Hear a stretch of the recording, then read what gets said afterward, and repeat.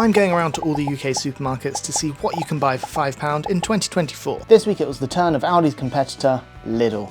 As usual, there are a couple of rules. I've got to buy protein, I've got to buy a sweet treat, and I've got to have leftovers. I did go to Lidl quite late at night, so when I got there, it was quite empty, which is always nice, but also I thought my biggest win here was going to be the bakery. Because, you know, at the bakery, I could get my sweet treat, I could probably get lunch, I could probably get breakfast, and it's all really reasonably priced. Unfortunately, there was almost nothing left. However, a little bit of digging, I did manage to find an almond croissant and this like goat's cheese and tomato bread thing. I got some sausages for the protein.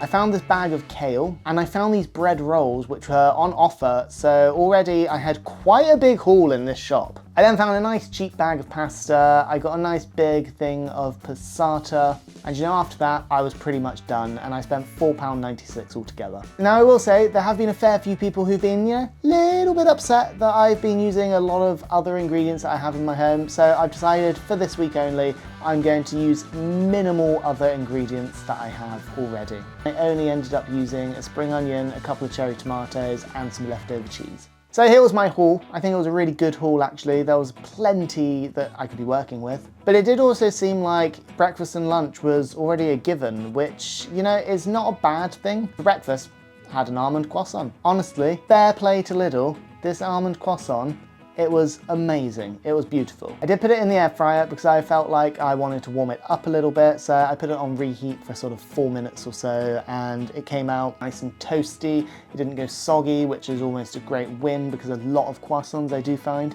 they go a little bit soggy when you reheat them, unless you're like cooking them from the dough that you get from scratch in those tubes. It was really flaky. Is it frangipan in the middle? Let me know in the comments below, but is it frangipan in the middle? Because it was honestly fantastic. And I'm gonna say, if this is how good a Lidl bakery is, because I've not had much from there, I would love to try and eat everything from the Lidl bakery. So I'll tell you what, if this video gets 500 likes, I'll go back to the Lidl bakery, I'll buy it all, and we'll eat it all for you guys. So make sure you hit that like button, and you might as well subscribe while you're at it. Best thing about the almond croissant as well is I kind of panicked after eating it that I hadn't bought myself a sweet treat, but then I thought, it's an almond croissant. It's got like frangipani kind of almondy thing paste inside. So breakfast and a sweet treat. Came to lunchtime and again, more Lidl bakery. And it was this, I want to say it was a focaccia, but it wasn't really a focaccia. It was just this really nice bread, sort of ciabattery, sort of like a mixture between a ciabatta and a focaccia, to be honest with you. I heated it up again, sort of 5-6 minutes or so, and took it out, and honestly, this was great. Literally nothing I didn't like about it. It just went down a treat, and you know, I know it didn't require much cooking, or any cooking at all, just reheated it. So far, with the last 2 meals, minimal cooking required, not even minimal cooking required, no cooking required at all. And been one of the nicest weeks we've had while doing this challenge. And now finally it was dinner time, and you could probably guess what I was making, you know? I had sausages, I had passata, I had pasta. Let's make a pasta bake. So I just got a couple of spring onions and chopped them nice and fine, and then I got my sausages. These are some of the cheap sausages from Lidl, right? I've never known a sausage casing to come off quite so easily. This like, it was like just magic that it just peeled right off, which I don't know if that's a sign of a good sausage or a bad sausage, but I have had a struggle sometimes getting sausage casing off, and I didn't here. So again, made things a lot less messy and a lot easier for me. I used sort of 6 sausages, so we had 2 left over. So again, I'm winning there. I've got some leftovers already there, a couple of sausages, love it.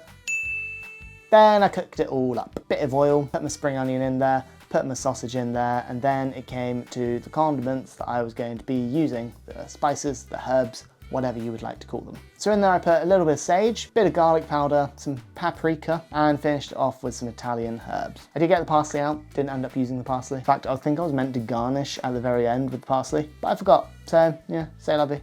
Got my potato masher and just started mashing the meat to make it into much finer clumps, which usually makes things look a little bit more presentable. I learned that from Josh Wiseman. Once that was all looking quite nice and coated and cooked, I poured in my passata. Then I thought, you know, I did need a little bit more sort of crunch for this. So it was looking very sloppy, it was looking very wet. So I just chucked in a few cherry tomatoes, and I had like I had like 10 peas left in a bag, literally like 10 peas, so those went in as well. Mixed that all up together and I put it in a casserole dish. Then it was time for my other little bits. You remember the bread rolls from earlier? So I got one of them and I thought, oh, you know, bit of garlic bread maybe. Cut it in half and I got some butter, a few garlic granules, bit of parsley. Normally I would crush like some fresh garlic, didn't have any, garlic granules would have to do. Just have a nice little spread and that'll go in the oven like 5 minutes towards the end. And then my kale. Carolina does this amazing crispy kale. Oil a baking tray, you lay it all out nice and even, bit more oil, salt and pepper, mix that all up. That goes in the oven sort of 5 to 10 minutes and it comes out and you get the nicest like crispiest kale crispy things, which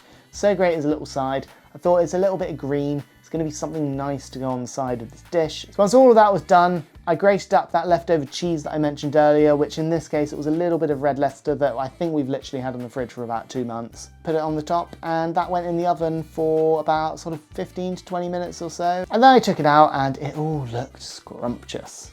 Now I was then debating, how am I going to serve this? How am I going to make it look pretty? Because you can't really make pasta bake look pretty. I think I excelled myself here. So when it came to eating this thing, like it just all married up together so well. It was really, really tasty. It was a flavoured passata, had onion and garlic in it. Sausage meat, tasted great, looked great. The pasta, cooked well, was nice. Red Leicester added a little bit of cheesiness to it, which you need in a pasta bake to be honest, because that's why you bake it. You want to get the cheese a bit melty. Kale around the sides, even eaten with it, was really good. Carolina doesn't normally do this for me. She liked the sound of the dish so much that she opted in. She had it with me. She had a dinner with me. Big thumbs up from Carolina. Honestly, huge thumbs up from Carolina. She then turned around to me, and I don't know what to think about this, but she then turned around to me and said, Sam, that is the nicest pasta dish you've ever made. I've made lasagnas that she loves. I've made really fancy ravioli, really like fancy spaghetti, proper carbonaras with homemade pasta, and yet this is the nicest thing I have ever made. I guess I'll take that. Thanks Lidl, you're making me a better husband.